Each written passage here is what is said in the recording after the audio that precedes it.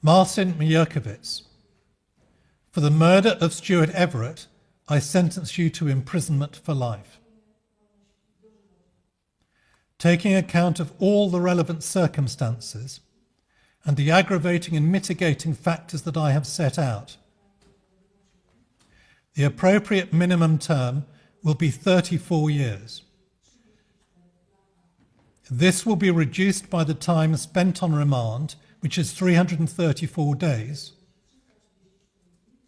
resulting in a sentence of 33 years and 31 days. A man walked into the woods, his hands gripping a heavy bag. His steps were slow, deliberate. The weight of what he carried forced him to stop every few feet, adjusting his grip, shifting his stance. The early morning mist clung to the trees, the silence interrupted only by the rustling leaves and the distant hum of traffic beyond the dense thicket. Somewhere in those woods, between the winding trails and the secluded clearings, he made his final stop. He looked around, scanning the emptiness, his breath steady, his expression unreadable. And then, he began to unload. Piece by piece. Flesh and bone, carefully placed where he thought no one would find them. He worked with the precision of a man who had rehearsed this moment in his mind long before his hands ever touched the saw. Days passed. The woods remained undisturbed. Joggers ran their usual routes. Dog walkers passed through, unaware of what lay just beyond the footpaths. Life moved on, unbothered by the horror buried within the undergrowth. Until April 4th.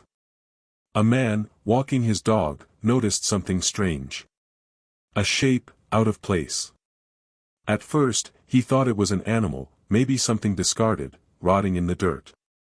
But as he got closer, a realization settled in, a realization so sickening that his stomach twisted. It wasn't an animal. It was human. The call to emergency services came at 10:15 a.m. The voice on the other end struggled to form the words. There's something here. A body. Or at least, part of one. The police arrived within minutes.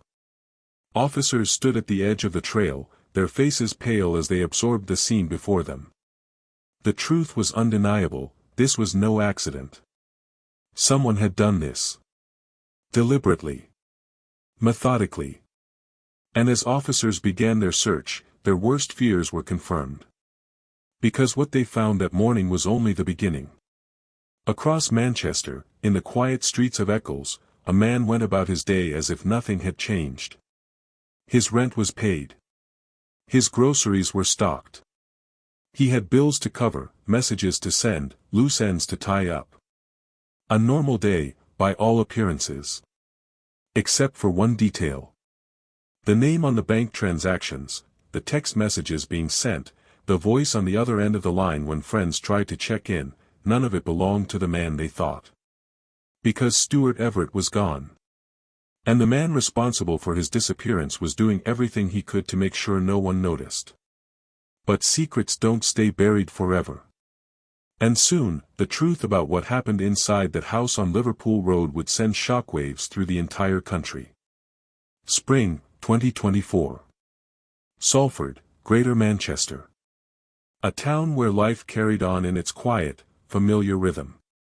Families moved through their daily routines, neighbors exchanged polite greetings, and in the heart of Eccles, a small shared house on Liverpool Road stood just like any other. Nothing about it seemed unusual.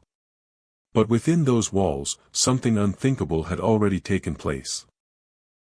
Stuart Everett was 67 years old. A man described by those who knew him as kind, friendly, the sort of person who would strike up a conversation with a stranger and make them feel at ease. He had lived in the house for some time, sharing the space with a man nearly 25 years his junior, Marcin Majerkiewicz. Their arrangement wasn't uncommon. A simple lodging situation. Separate lives under the same roof. At least, that's what everyone believed. March 27th began like any other. Stuart moved through his usual routines, unaware that this would be the last day of his life. At some point, in the quiet hours between night and dawn, something inside that house shifted. Something that could never be undone. Inside those walls, violence erupted. The details of what happened next would later emerge in cold, clinical terms, words pulled from forensic reports, autopsy findings, and crime scene investigations. But nothing on paper could capture the sheer brutality of what Stuart Everett endured. Marcin Majerkiewicz didn't just kill his housemate. He inflicted horror beyond comprehension. Using a hammer, he struck Stuart repeatedly, each blow more devastating than the last. Bones fractured. Skin split. Blood painted the walls in a gruesome display of unchecked rage. And yet, the violence did not end there. Because after Stuart lay lifeless, Marcin did something even more unthinkable.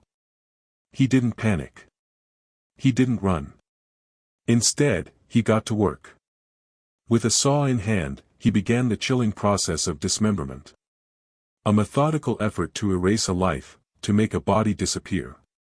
Piece by piece, he reduced a man to something unrecognizable, stripping him of identity, of dignity, of humanity itself.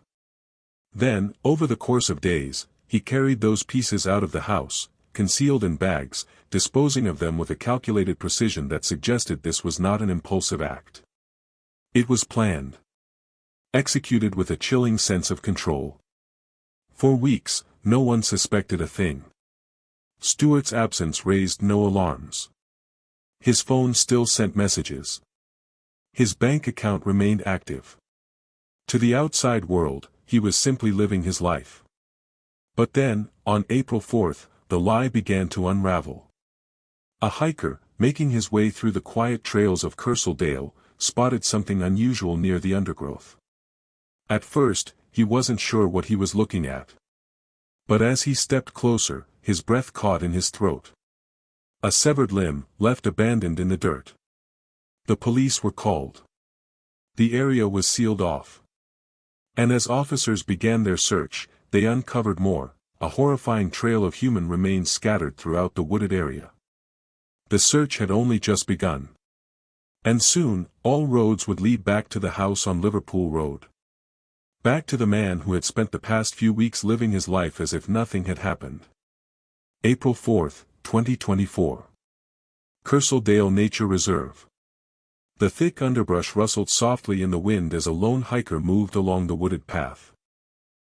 He had taken this route countless times before, but today, something felt off.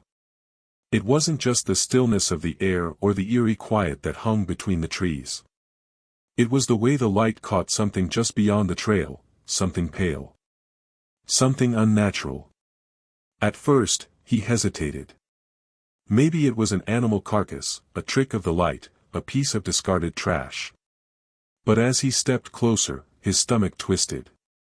His breath came shallow. Lying in the dirt was a severed limb. Human. Fresh. A sickening realization gripped him. Someone had been murdered, and their body had been dumped here like garbage. He scrambled for his phone, hands shaking as he dialed emergency services. Moments later, police were on their way, the peaceful trails of Dale becoming the epicenter of what would soon be the most gruesome murder investigation Greater Manchester had seen in years. As forensic teams descended upon the scene, a horrifying truth emerged: this wasn't just a single body part. Further searches led to more discoveries. A foot. A hand. A torso. The body had been meticulously dismembered and disposed of in pieces. And yet, despite the brutality of the act, something even more disturbing stood out. There was no head. No way to immediately identify the victim. The question now loomed over the investigation: who was this person? And who had done this to them? The search for answers expanded rapidly. Authorities combed through missing persons reports, looking for anyone whose recent disappearance matched the condition of the remains. But before they could even pinpoint an identity, another discovery sent shockwaves through the investigation. Less than 24 hours later, more body parts surfaced, this time in Linnyshaw Colliery Woods, miles away from the original crime scene. Then another set at Blackleach Reservoir. Someone had gone to great lengths to scatter the remains across Greater Manchester, as if trying to make sure no one would ever piece together the full picture. But the police were beginning to put the puzzle together. By April 6, forensic testing provided a match. The victim was Stuart Everett, a 67-year-old man from Ecclesiastes. A man who, until recently, had been living an ordinary life. The investigation turned toward the people closest to him. Who had access to him in those final days? Who had the means, the opportunity? Neighbors described Stuart as a friendly man, easy to talk to, someone who wouldn't have made enemies easily.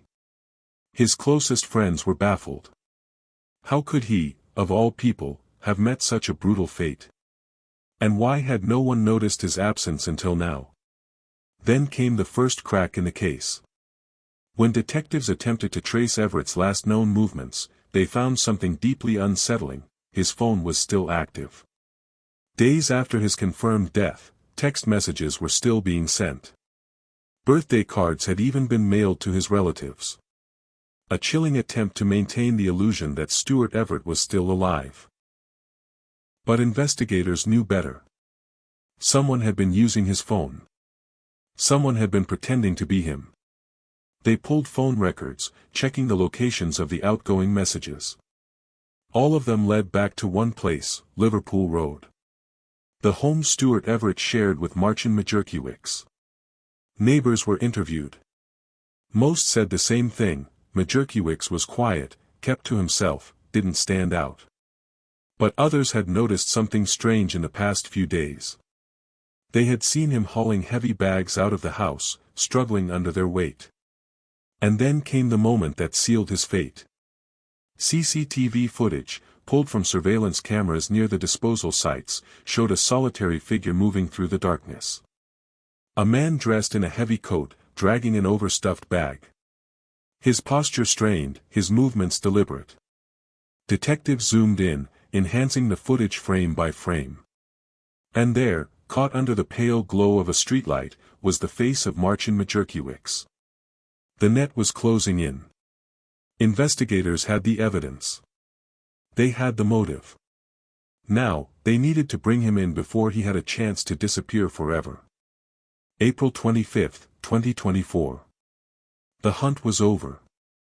After weeks of relentless searching, after body parts were found strewn across Greater Manchester, after investigators pieced together every horrifying detail, police were finally closing in on their suspect.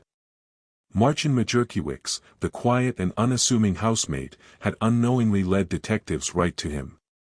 His digital footprint betrayed him: text messages sent from Stuart Everett's phone, financial transactions using his accounts, rent payments still being made as if Everett were alive. And then, the CCTV footage, grainy but unmistakable, showing him hauling a heavy bag through the night, its shape eerily human. Detectives had everything they needed. A team of officers was dispatched to track his last known movements. He was spotted near a bus station, attempting to leave the area. Majerkiewicz boarded a bus heading toward Liverpool, his demeanor calm, as if nothing had happened. But he didn't get far. Armed officers swarmed the vehicle before it could leave the station. The bus driver, caught off guard, watched as police forced their way inside. Passengers froze in shock as officers rushed toward a man sitting quietly near the back, his face passive, his hands resting on his lap. Marcin Majerkiewicz, one of them commanded, "You are under arrest for the murder of Stuart Everett." There was no outburst, no protest. Majerkiewicz didn't even flinch. He simply stood, placed his hands behind his back, and allowed himself to be cuffed. But it was inside his home where the full extent of the horror was revealed. Forensic teams combed through the small, cluttered house on Liverpool Road, searching for anything that could explain why and how this had happened. What they found painted a picture far worse than anyone had expected. Blood spatter, faint but unmistakable, soaked into the floorboards. A hacksaw, coated in dried blood, tucked away in a corner. Plastic sheeting. Cleaning supplies. And the undeniable proof, a forensic match to Stuart Everett. Authorities now had a clearer timeline. They believed that sometime between March 27 and 28, 2024, Majerkiewicz had attacked Stuart inside the home, bludgeoning him to death. What followed was methodical, chillingly precise. Everett's body was dismembered into 27 pieces. Each limb, each organ, each identifiable feature systematically separated. And then, over the following days, Majerkiewicz disposed of the remains piece by piece, scattering them across multiple locations in a desperate attempt to cover his tracks. Yet even with all this evidence, one question remained unanswered. Where was the rest of Stuart Everett? Not all of his remains had been recovered. His head was still missing. Some body parts had never been found. The possibility was grim: had they been destroyed? Burned? Buried somewhere no one would ever think to look? Or was there an even darker secret that investigators had yet to uncover? Inside the interrogation room, detectives pushed for answers. Majerkiewicz sat motionless, his expression unreadable. "Why did you do it?" one officer demanded. Silence. "Where's the rest of his body?" Still, nothing. Majerkiewicz stared straight ahead, unmoving, unblinking. His responses were cold, calculated. Denial, evasion.